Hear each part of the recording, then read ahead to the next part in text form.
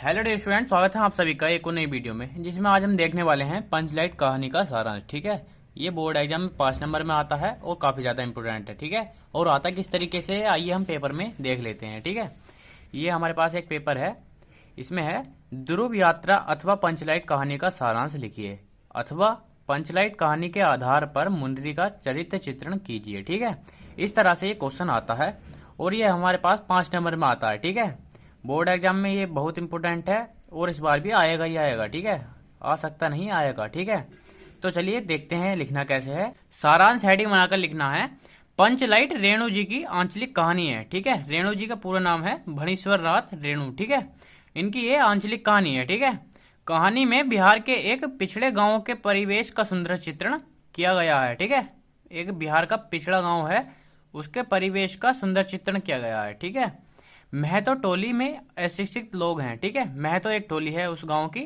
उसमें सभी लोग अशिक्षित हैं, मतलब बिना पढ़े लिखे हैं। ठीक है, फिर उसके बाद लिखना है, उन्होंने रामनवमी के मेले से एक पेट्रोमैक्स खरीदा है। ठीक है, उन्होंने रामनवमी के मेले से पेट्रोमैक्स खरीदा है। ठीक है, जिन्हें गांव वाले पंचलाइट कहते हैं। ठीक है, जिसको कि गांव वाले पंचलाइट कहते हैं। ठीक है, गांव में सीधे साधे लोग पंचलाइट को सम्मान की चीज समझते हैं। ठीक है, गांव में जो सीधे साधे लोग हैं वो पंचलाइट को सम्मान की चीज समझते हैं। ठीक है, गांव के सभी लोग पंचलाइट को देखने आए।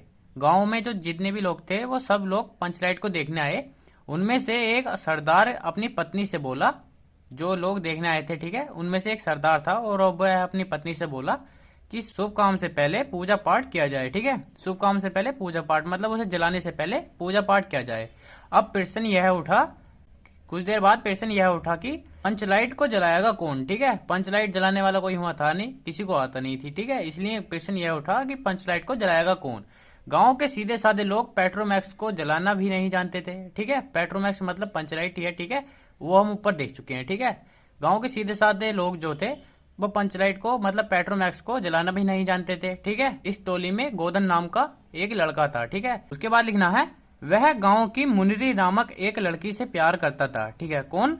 गोधन। ठीक है, उसके बाद लिखना है, मुनरी की माँ ने पंचों से गोधन की शिकायत करके उसे जाति से निकलवा दिया था। ठीक है, मुनरी की माँ ने उस पंचों से शिकायत करके उसे जाति से निकलवा दिया था। ठीक है, उसके बाद लिखना है, मुनरी यह बात जानती थी कि गोधन पंचलाइट जलाना जानता है। ठीक है, मुनरी को यह बात पता थी कि गोधन पंचलाइट जला लेगा। ठीक है, उसने चतुराई से यह बात पंचों तक पहुंचा दी। ठीक है, उसने अपनी चतुराई से या किसी से कहकर अपनी बात पंचों तक पहुंचा दी। ठीक है, तो फिर पंचों ने गोधन को पुनः जाति में शामिल कर लिया। ठीक है, तो पंचों ने गोधन को पुनः जाति में शामिल कर लिया, पुनः मतलब द्वारा से। ठीक है, जाति में शामिल कर लिया।